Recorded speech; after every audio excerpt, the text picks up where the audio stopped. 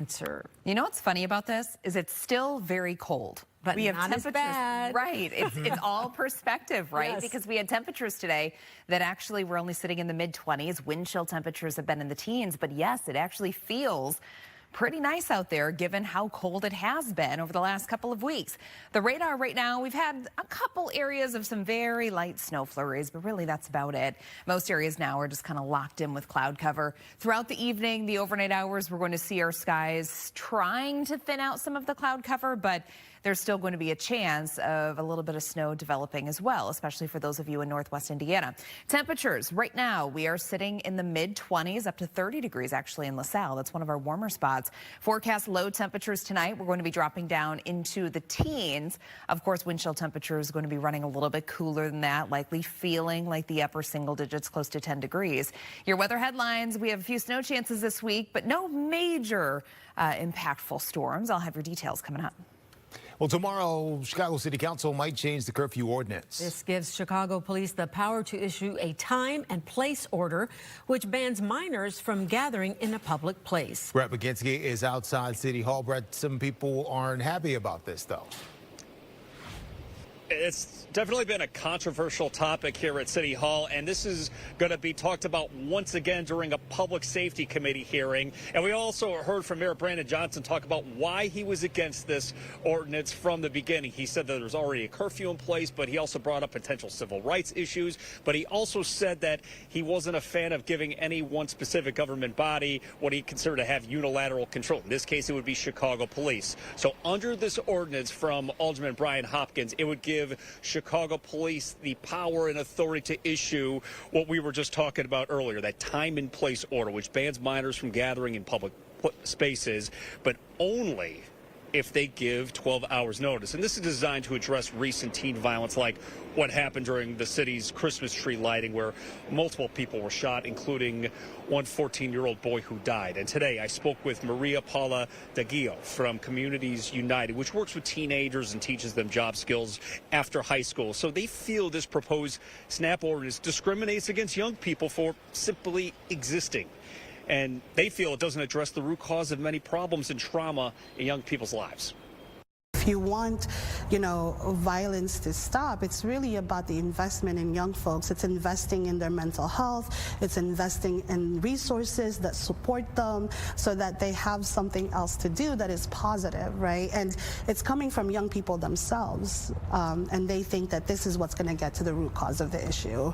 And if you give them mental health resources, if you give them, jobs all year round, that can curb a lot of those issues. And this is an issue that resonates with Communities United so much that there's going to be some teenagers speaking here tomorrow against this proposed ordinance. And earlier today, I did reach out to Alderman Hopkins' office to find out if there's any other changes to this ordinance, because there's been a lot of different versions of this ordinance so far. I haven't heard back about any changes, but also if they have the potential votes to have a veto-proof majority, because you remember last year this got voted and passed through city council, but the mayor ended up vetoing that ordinance. But for now, we're live outside at City Hall tonight. Brett Pagansky, Fox Chicago. Thank you, Brett. A boil letter order that is in effect for the village of Dixmoor. This follows yet another water main break in the south suburb. It happened at 139th Street between Dixie Highway and Thornton Road on Sunday, impacting service to more than half the village. Repairs on the 8-inch water main were completed early this morning. Harvey City Council is meeting tonight because Mayor Christopher Clark died last week. He had been sick, and they have not said what it was. But tonight, the council is going to pick one of the 6 older people to be acting mayor. A tight-knit BMX community is grieving tonight after the loss of a young rider injured at a Northwest Indiana track over the weekend. Leslie Moreno is live with what we know. Leslie. Hey guys, good evening. Yeah, this is a heartbreaking loss for the family and the BMX community here in Indiana. That young rider was only 13 years old. According to the organization Steel Wheels BMX, 13-year-old Oliver Ball Reed died after suffering critical injuries here at the track this past Saturday. Oliver had been racing for years, often alongside his brother, and he was also well known within the BMX community. In a statement, Steel Wheels BMX says They are devastated by the loss and are focused on supporting Oliver's family, his parents, and his brother as they navigate this unimaginable tragedy. They also thanked the broader BMX community for surrounding the family with support as they mourn. At this time, no additional details about the incident have been released. Steel Wheels BMX says their focus right now again remains on honoring Oliver's memory and supporting his loved ones during this difficult time. We are also in touch with family. We're hoping to learn more about what exactly happened here over the weekend as well, to learn more about who Oliver was and the impact he leaves behind. For now, reporting live here in Northwest Indiana, Les Moreno, Fox, Chicago. So the federal government is partially shut down right now. Started Saturday, will probably last until at least tomorrow. That is when the House votes on a group of bills to fund the government. The package would fund most departments through September. Homeland Security only gets 2 more weeks because lawmakers are talking about reforms for ICE agents. Republicans say they will consider some demands, like making ICE agents wear body cameras. Most of them will not agree to ban masks. When you have people doxing them and targeting them, of course we don't want their personal identification out there on the streets. And so we've got to work through this in a meaningful way, in a thoughtful way that comports with common sense. I just don't see how in good conscience Democrats can vote for continuing ICE funding when they're killing American citizens. The House is expected to vote on the revised funding deal Tuesday. If all Democrats and more than one Republican vote no, the government stays shut down. And breaking news right now, Kristi Noem just said all DHS officers in Minneapolis are getting body cameras. People have been protesting for days, demanding accountability, and now this. We'll keep you updated if we learn any more details. A 5-year-old and his father, recently detained by ICE, are back home in Minnesota. Liam Ramos and his dad were released over the weekend from a family detention center in South Texas after a judge's orders. Government officials say the father entered the U.S. illegally from Ecuador in 2024, but their family's attorney says he has a pending asylum claim which allows him to stay here. Anti-ICE demonstrations continue nationwide. Just this afternoon, high school students held a walkout at River Park.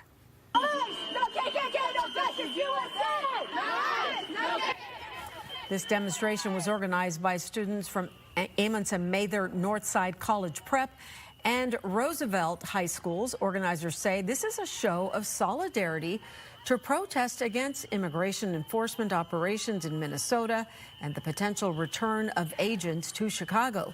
This event, a real-world example of new research on Gen Z and civic engagement. A recent vibe check study by the Institute for Citizens and Scholars found 90% of young people say they care about their communities and are motivated when they feel their rights are threatened. Particularly the nature of the current times is driving them and spurring them to action. You'll see that protests for many young people are the first, their first entryway into civic engagement, but it won't be the last.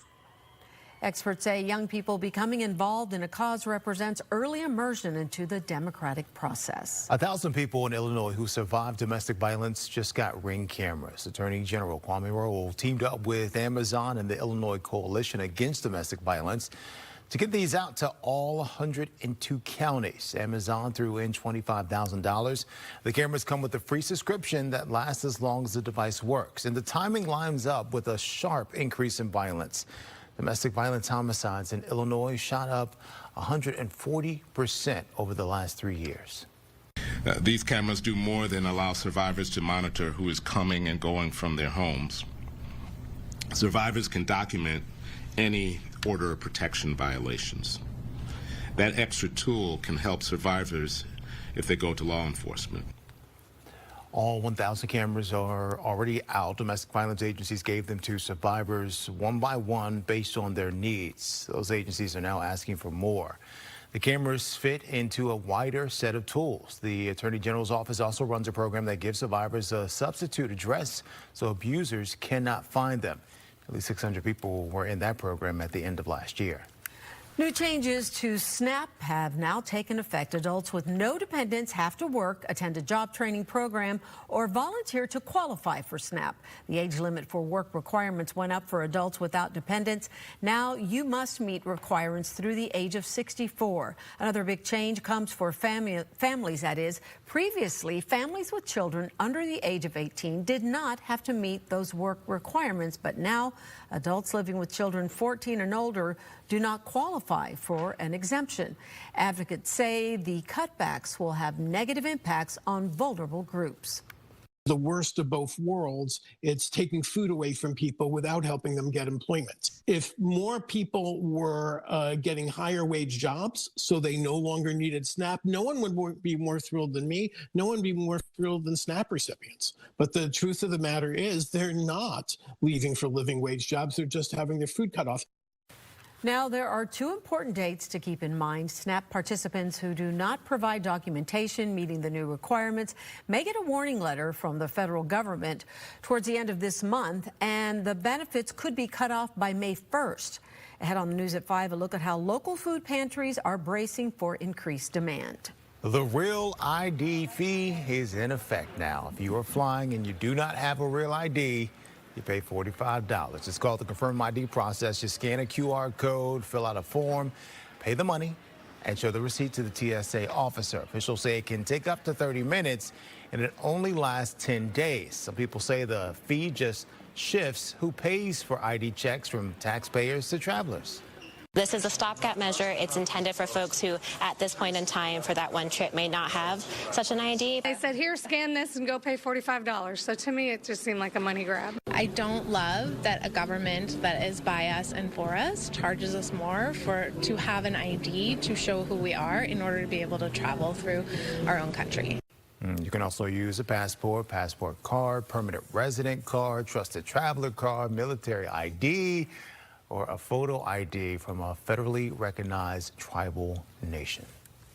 Still to come, former Mayor Rahm Emanuel is being called to testify in a high-profile trial. A controversial post on social media lands the University of Illinois student group at the center of a Title VI federal investigation. The mother of a popular Today Show anchor is missing, and police say they believe foul play is involved. Thousands more records from the Jeffrey Epstein files just came out. Some well-known public figures are named in them.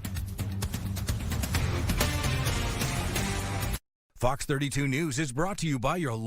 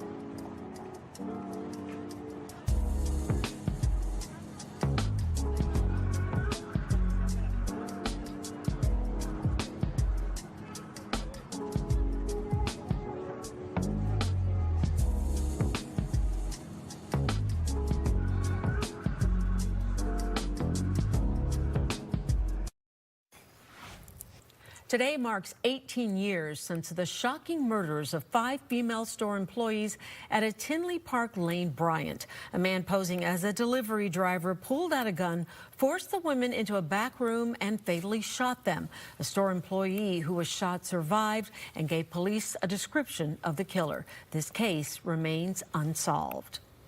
The search continues for the mother of Today Show host Savannah Guthrie. Yeah, investigators say her disappearance is a crime. Nancy Guthrie was last seen at her home in Tucson, Arizona, Saturday night. Crews have been using drones and search dogs to look for her. Investigators say they're suspicious because she has physical issues and because there are signs she did not leave her house on her own. They also say time is of the essence. We saw some things at the home that were concerning to us. This is a 84-year-old lady who suffers from some physical ailments, has some physical challenges, is in need of medication that if she doesn't have in 24 hours, it could be fatal. Investigators also say Guthrie has no cognitive issues. The Justice Department releasing a massive collection of information related to the Jeffrey Epstein investigation, including millions of documents, photos, and videos. The records contain thousands of references to major public figures, including President Trump, Elon Musk, Bill Clinton, and New York Giants co-owner Steve Tisch. However, the DOJ says the files don't support any new criminal charges. There's a lot of emails, there's a lot of photographs, there's a lot of horrible photographs that appear to be taken by Mr. Epstein or people around him, but that doesn't allow us necessarily to prosecute somebody, and that's what's important for the American people. The Justice Department says the White House was not involved in the review or release of any of the documents. A jury in a wrongful raid trial is being selected today in Chicago. Opening statements expected to begin tomorrow with virtual testimony from former Mayor Rahm Emanuel.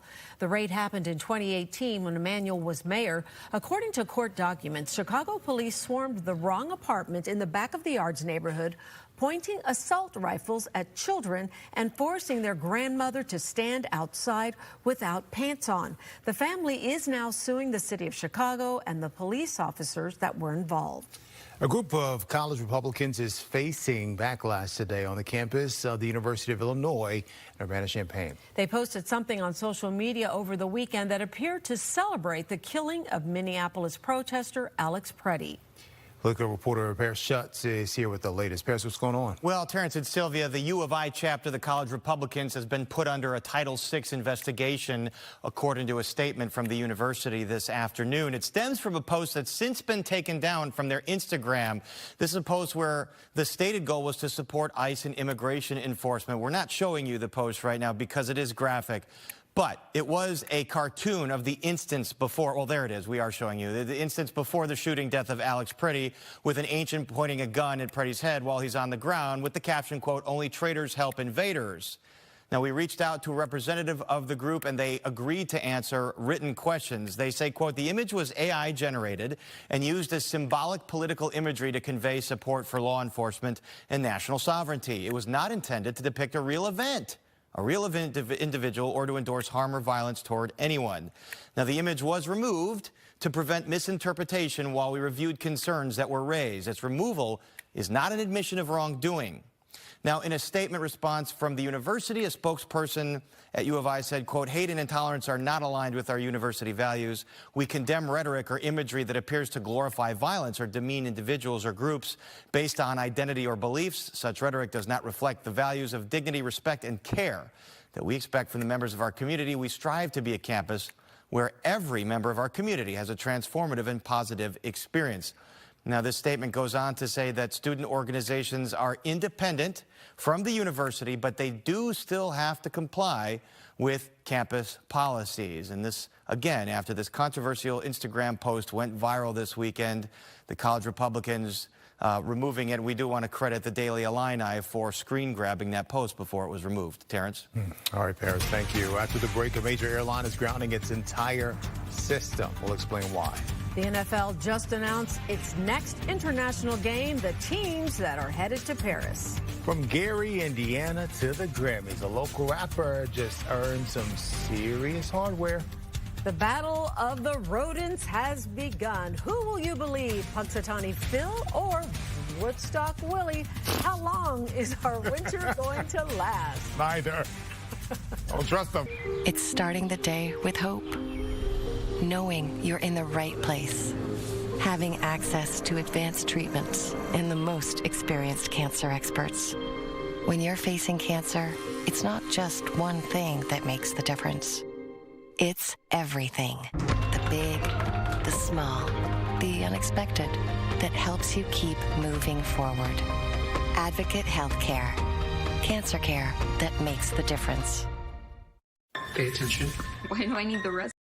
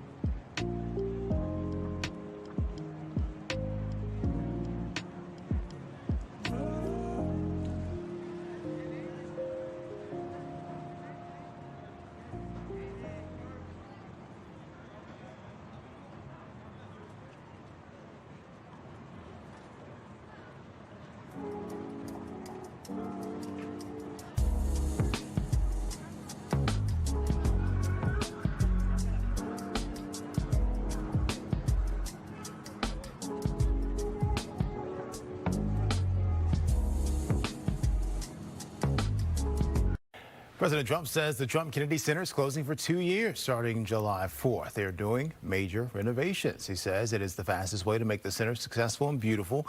The center had a lot of cancellations after the leadership change, and Trump put his name on the building. It is my job this February 2 to look to the skies and report back to you that there is a shadow here on my ground.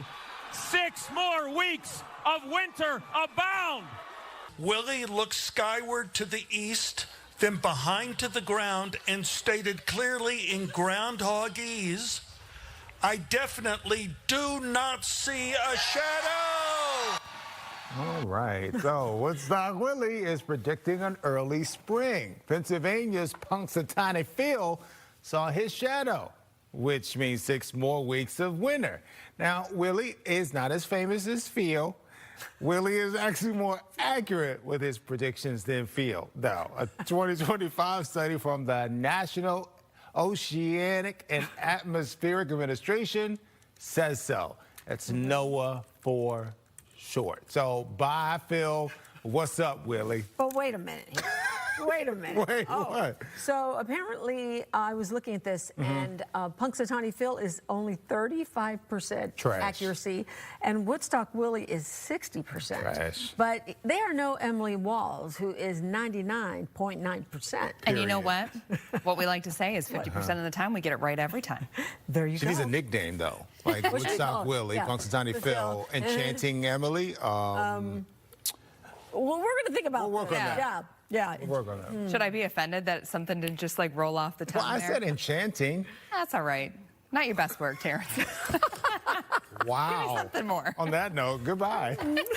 Let's see. We're working. Yeah, okay. Temperatures out there right now, we're sitting in the mid-20s across the area. We have fairly light winds, a lot of us between 5 and 10 miles per hour, but that is enough to send wind chill temperatures down into the teens. Your future cast taking us throughout the rest of the evening here.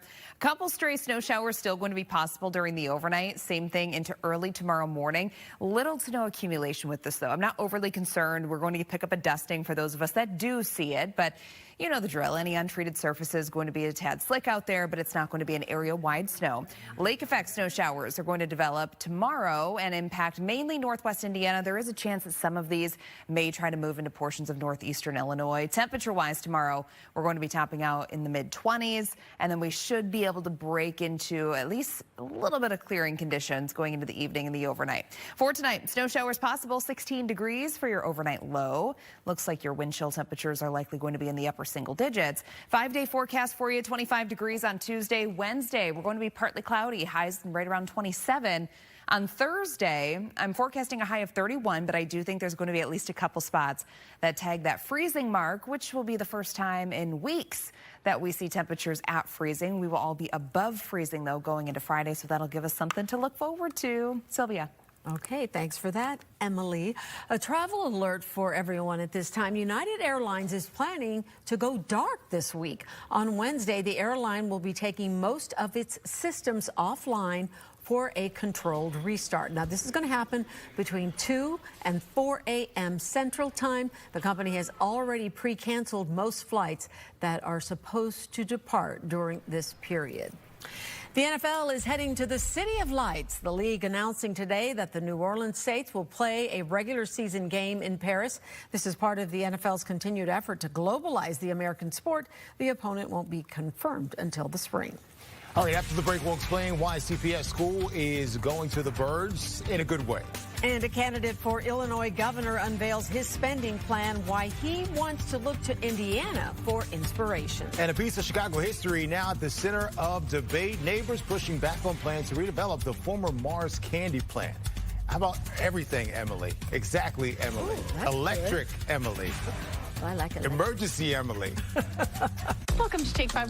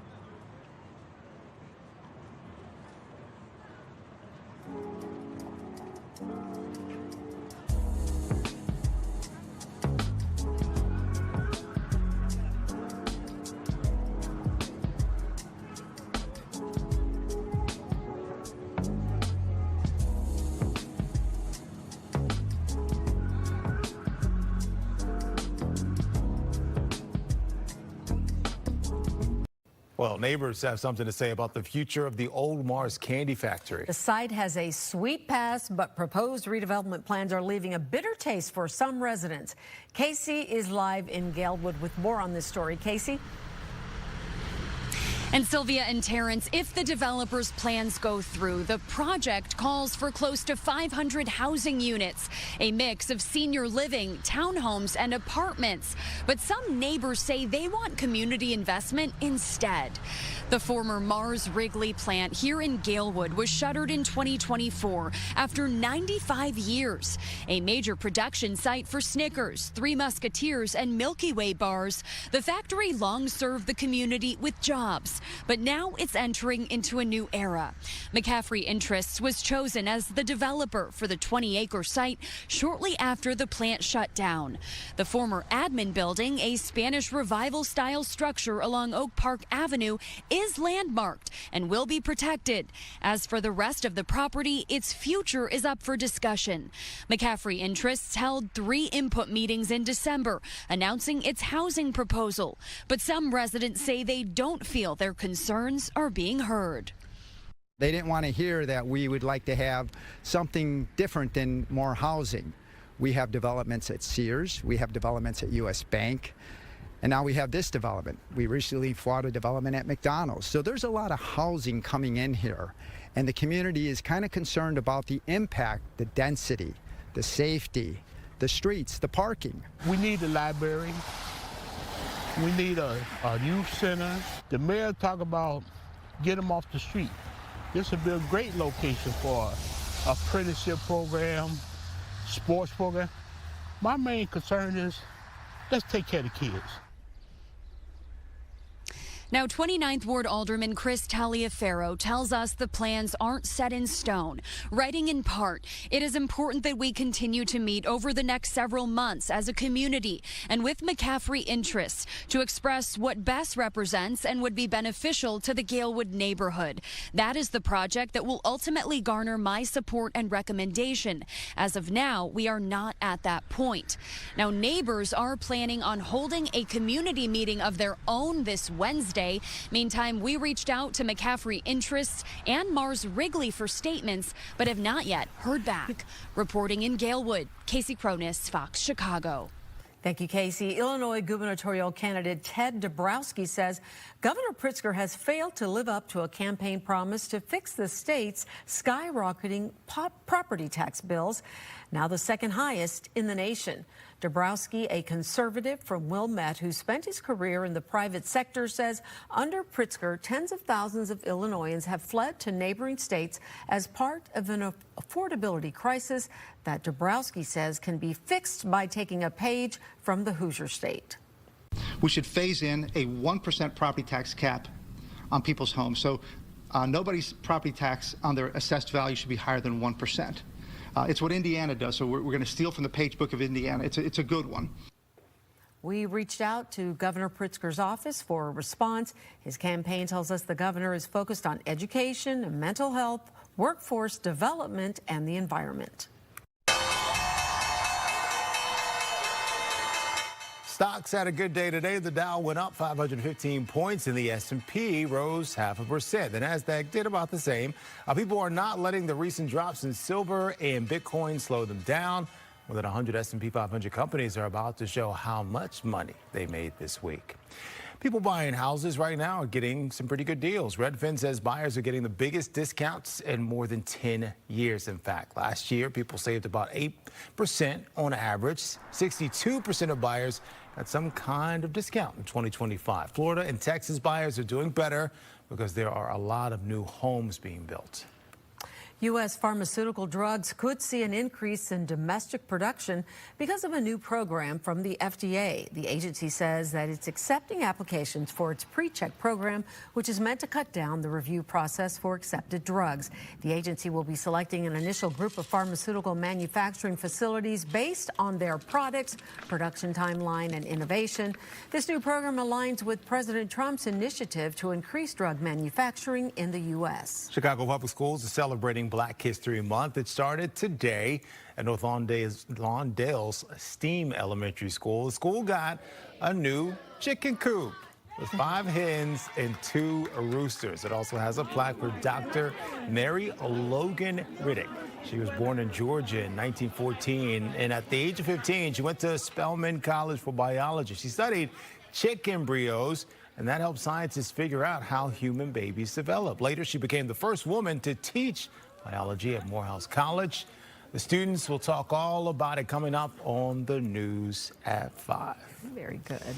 Let's take a look outside. Yes, it is still cold out there. Look at the snow on the lake. But as we said earlier, it's not as bad as it once was, right? True that. Yes, it's feeling a little bit better out there, but temperatures, as you mentioned, it's still cold out there. We're still well below the freezing mark. Your temperatures today ended up topping out in the mid-20s. Wind chill temps are still sitting in the teens. Your 5-day forecast here, as far as precipitation is concerned, we do have a chance of snow in your forecast tonight, and then lake effect is going to be possible tomorrow. But accumulation-wise, little to none. I'm not overly concerned about too many impacts from that. And then on Thursday, there's going to be another round of light snow that moves through, although we should begin to dry things out going into the weekend. Your temperatures right now, again, many of us are sitting in the mid-20s. We have a breeze only 5 to 10 miles per hour. That's going to be the story tonight as well. But with temperatures dropping down into the mid-teens, well, it's going to be feeling more like the upper single digits to near 10 degrees. Your 3-day forecast tomorrow, we do have that chance for lake effect across northwest Indiana, but little accumulation with that. Not a major lake effect event for us on Tuesday. On Wednesday, we're partly cloudy with a high of 27 and 30s expected by Thursday. Back to you. He won a Grammy for his feature on one of the year's most popular R&B songs. But he isn't putting it on his shelf. Freddie Gibbs says the trophy is for Gary, Indiana, and to pay homage to the city where he's from. He wants the Grammy placed inside the Hard Rock Casino. Find out where he was when he won the 5-pound trophy. That's coming your way next.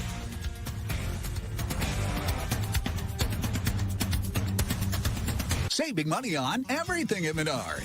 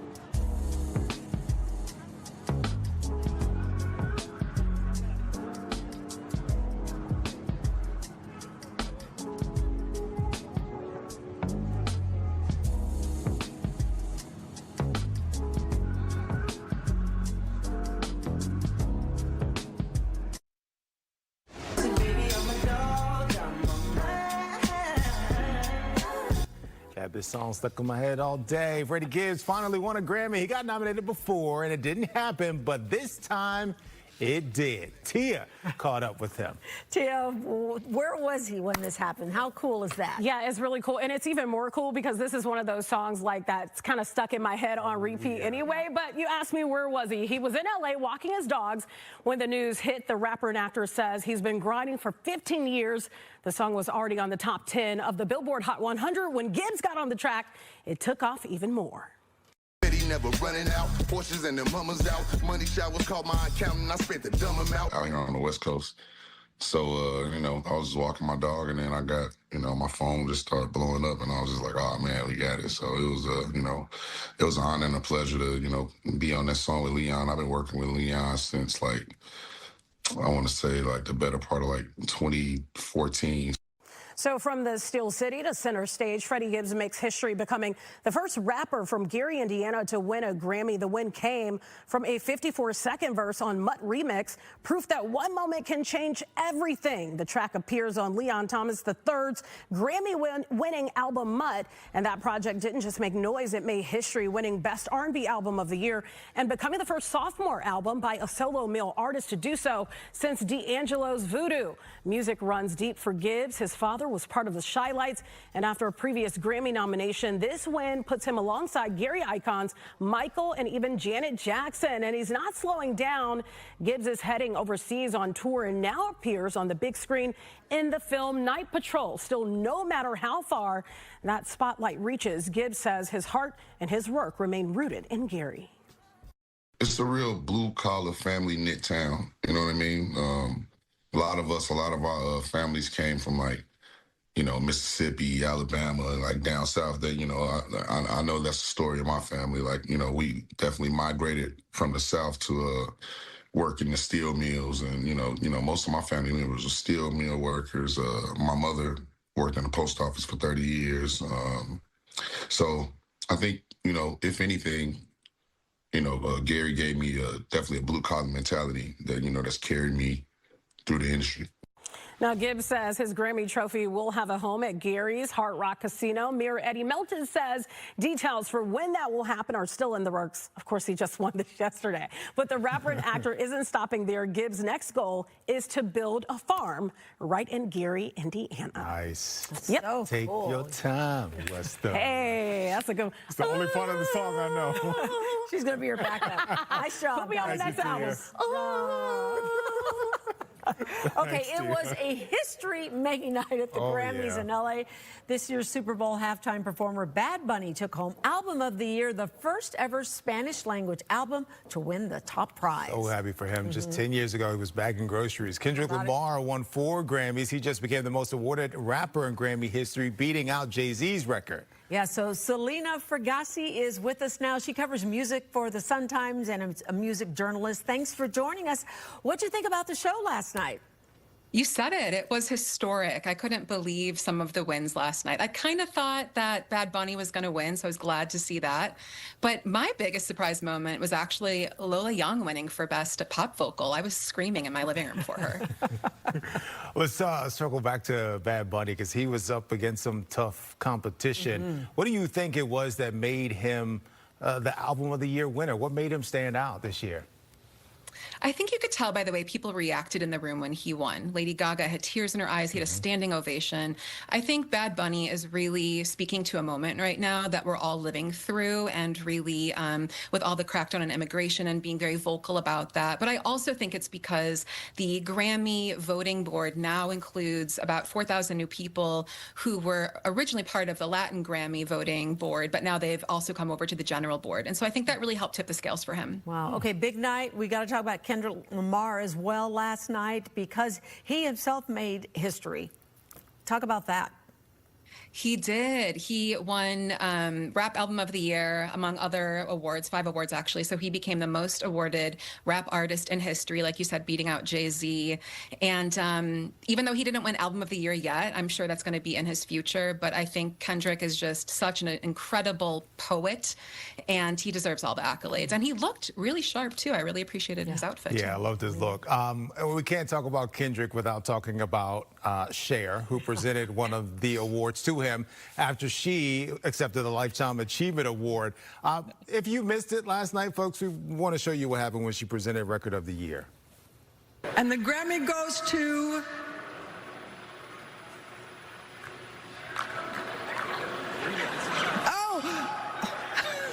they told me it was going to be on the prompter. Oh, the Grammy goes to Luther Vandross.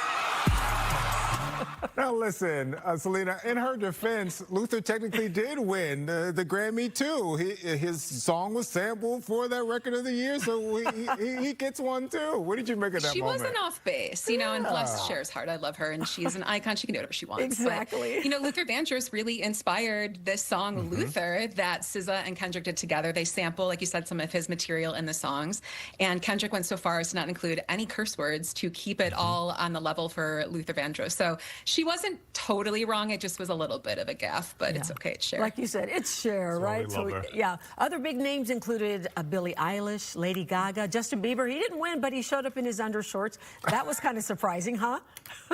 It was. I think Skin was in last night. I think a lot of people came very daringly in looks. He was on stage doing this, but Chappell Roan, Tiana Taylor looked incredible, Doechii as well. But, you know, I liked this performance from Justin. I felt a little sadness from him. So I really hope he's doing okay. And he's trying to make this comeback this year. He's playing Coachella. So I think we're all rooting for him. But I don't know why. This performance made me a little sad. What did you make of the tribute to D'Angelo and Roberta Flack? That's probably one of the best tributes I've ever seen at an award show. And I think I read that Lauryn Hill was in charge of choreographing and coordinating all of that. Wow. I was in my living room giving a standing ovation. That's how much I felt that performance. But you said it, Lauryn Hill hasn't been back to the Grammys in about 30 years, and she slipped in some Fugees too, which I was all about. But she had an all-star cast with her, from Jon Batiste to Leon Thomas, like you guys talked about, and it was incredible. I think actually this year, the Memoriam segments, the live performances, even Reba McEntire, who had her first Grammy performance ever, and of course the Salute to Ozzy, they were beautiful. Okay, we're running out of time, but was it Olivia Dean that won Best New Artist? Best New Artist. I love her, so I just discovered her today. I love her. Where have I been, right? Not listening to me. Exactly. I need to listen to this guy. Okay, and there she came in. She came in late because her song came out kind of late in the window last year. I see really big things for her. I don't know. Something tells me she might be at Lollapalooza. I have no intel, but I feel big things for her this year. Oh, we're getting you back here before that happens, right? Yeah. Selena, thank you so much. We love your expertise in helping us break all of this down. Thanks for joining us. Thank you both. Very cool. Okay, we're going to have a final check of your forecast after the break. But first, here's a look at your trip home. Beep, beep. Ah, toot, toot.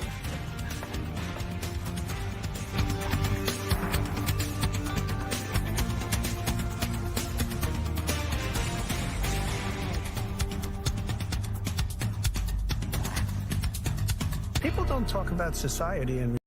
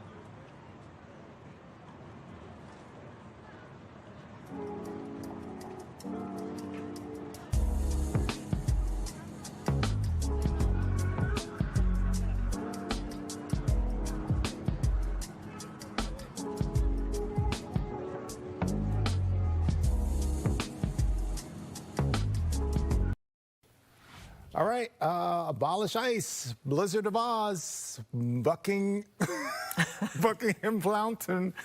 Wow. Voting is underway for this year's Name a Snowplow contest in Chicago.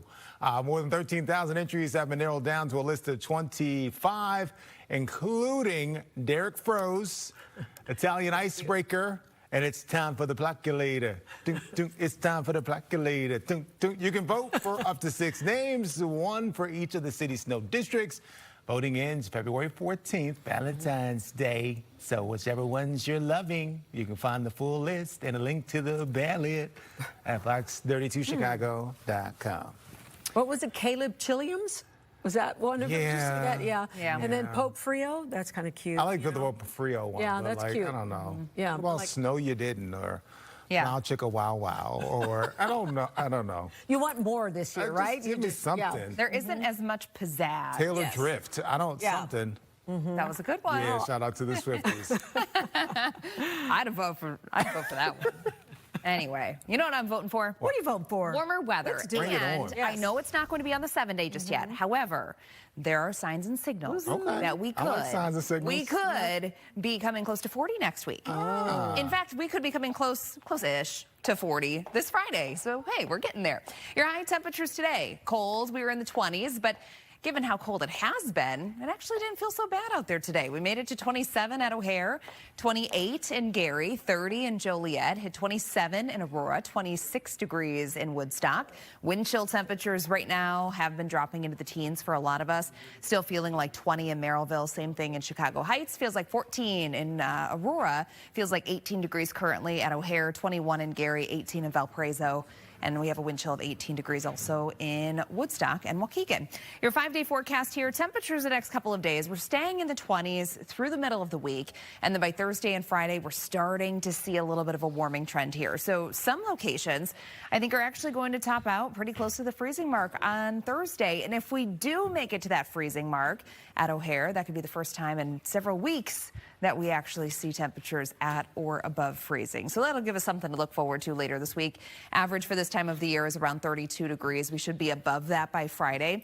And take a look at the temperature outlook here. This is from the 8th through February 14th. So that's next Sunday until the following Thursday. And you can see there's a little bit of a pattern flip-flop that's going to start to take place. So we have warmer than average air that's off to our west, warmer than average temperatures, I should say.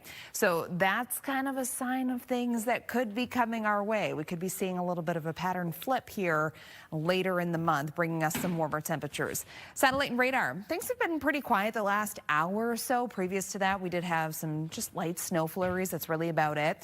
We do have a chance for some light snow that's going to be arriving late tonight into early tomorrow. And then tomorrow morning, we're going to start to see a chance for lake effect developing in northwest Indiana, possibly at times drifting into portions of northeastern Illinois. But the overall threat there for lake effect, it looks like our accumulation should be pretty minimal. 7-day forecast, mid-20s tomorrow, 27 dry skies on Wednesday. Thursday, we have another chance of light snow. Highs pretty close to the freezing mark.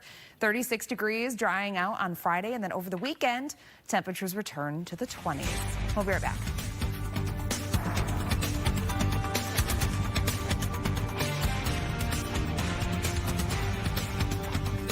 Sponsored by Four Seasons.